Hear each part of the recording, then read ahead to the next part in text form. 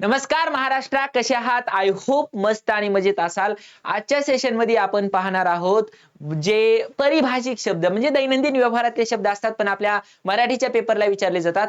शब्द कॉन्व्हर्सली विचारले जाऊ शकतात. म्हणजे जर समजा तुम्हाला मराठीत एखादा शब्द विचारलेला असेल त्याचा आपल्याला इंग्रजीत अर्थ लिहायचा आहे, इंग्रजीत विचारला असेल तर त्याचा आपल्याला मराठीत अर्थ लिहायचा आहे. असं दुहेरी कोणता पण शब्द विचारला जाऊ शकतो. साधारणतः आजपर्यंत जर आपण परीक्षेचा विचार केला तर या परिभाषिक शब्दांमध्ये असे सोपे सोपे शब्द विचारले गेलेले आहेत जे दैनंदिन आपल्या भाषेतले असतात, व्यवहारातले असतात, मग ते काही स्टँडर्ड भाषेमधले सुद्धा असू शकतात. बघा याच्यामध्ये टॅक्स हा शब्द विचारलाय. टॅक्स म्हणजे काय तर मला कमेंट मध्ये सांगता का? ठीक आहे, तसं तर मला बाकीच्याची उत्तर द्यायचीच आहेत. एक्झिबिशन म्हणजे काय? जसं आपल्या शाळेमध्ये सायन्स एक्झिबिशन असतंय, ठीक आहे, विज्ञान प्रदर्शन असतंय, तसं तुम्ही या शब्दात वापरू शकता. एक्झिबिशन या शब्दासाठी, टॅक्स या शब्दासाठी वापरू शकता तुम्ही. ठीक आहे, सांगा बरं हे दोन शब्दांचे अर्थ मला कमेंट मध्ये सांगा. बाकी आपल्याला तर पाहायचंय.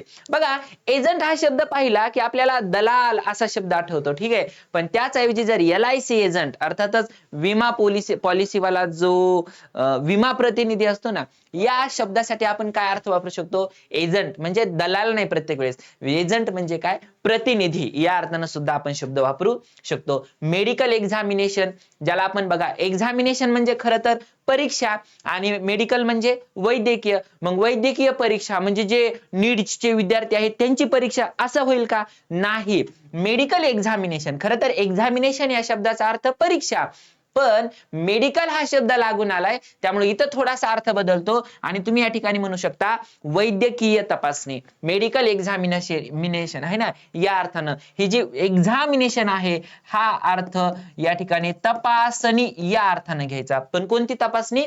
वैद्यकीय तपासणी. ठीक आहे. प्रोग्राम म्हणजे कार्यक्रम, युनिट म्हणजे एकक आपल्याला झालेला आहे, होतंय प्रत्येक ठिकाणी. रिझर्वेशन म्हणजे आरक्षण है ना, जशी रिझर्व जागा असते, आरक्षित जागा असते, आरक्षण या अर्थानं हा शब्द तुमच्या आमच्या परिचयाचा आहे. बघा एखाद्याला सेवेतनं डिसमिस करणं म्हणजे थोडक्यात काय तर डिसमिस करणं म्हणजे बडतर्फ करणं या अर्थानं. हँडबिल म्हणजे ज्याला आपण हस्तपत्रिका म्हणतो, ठीक आहे. पोस्टपोन म्हणजे आपण म्हणतो ना पुढे ढकलणे या अर्थानं, पुढे ढकलणे किंवा स्थगित करणे. खरं तर स्टे हा शब्द अर्थ आहे तहकूब करणे, तर तहकूब करणे नाही पण पुढे ढकलणे हा शब्द जास्त करेक्ट होऊ शकतो. वेटिंग लिस्ट आपल्याला माहिती आहे ना, प्रतीक्षा यादी. वेटिंग म्हणजे काय तर प्रतीक्षा करणे, वाट बघणे, आणि लिस्ट म्हणजे यादी. तर याला वाट बघण्याची यादी असं नाही म्हणू शकत, तर याला आपण काय म्हणणार? प्रतीक्षा यादी म्हणणार है ना. सेन्सस ज्याला आपण जनगणना म्हणतो, आणि जे आपलं बजेट असतंय जे दरवर्षी सादर केलं जातंय, मग ते आपल्या केंद्र सरकारचं असो राज्य सरकारचं असो, हा शब्द वापरलेला आहे अर्थसंकल्प या अर्थानं.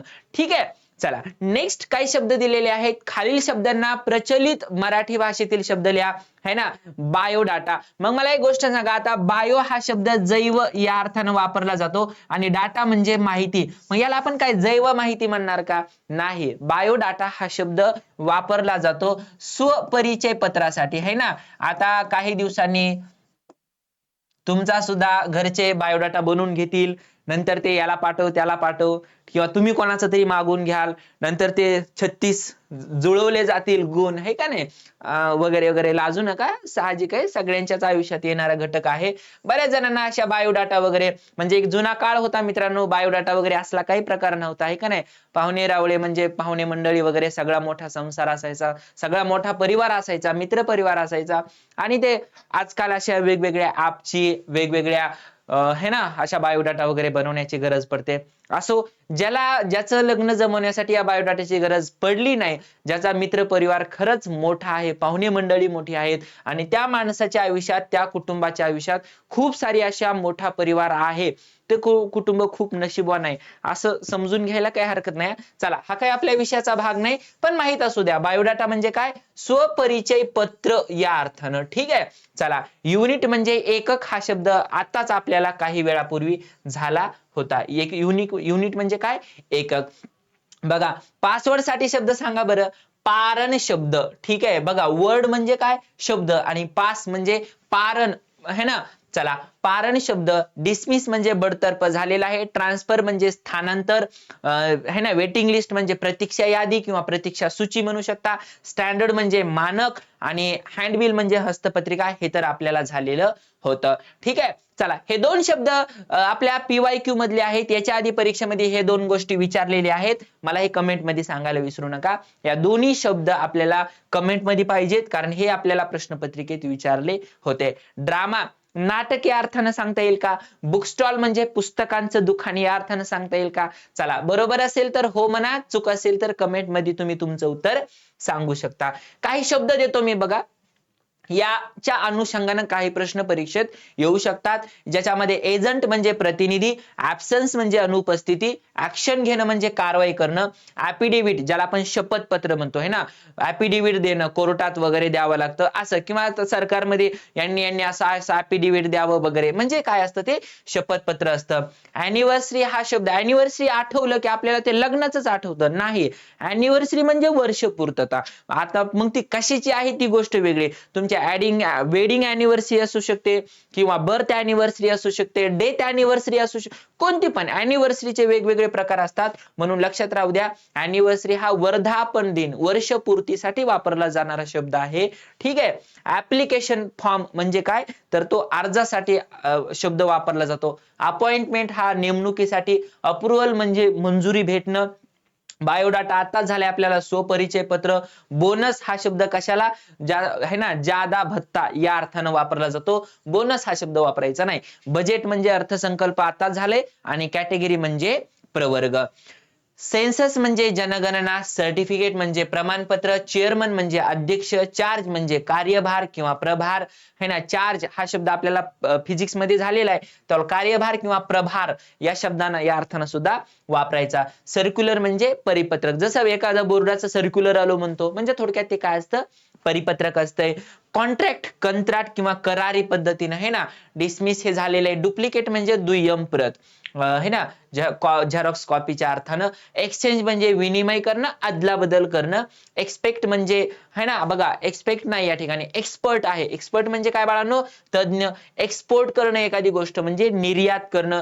त्याच अर्थानं जर इम्पोर्ट असेल तर आयात करणं. आयात आणि निर्यात हे दोन्ही शब्द महत्वाचे ध्यानात ठेवा.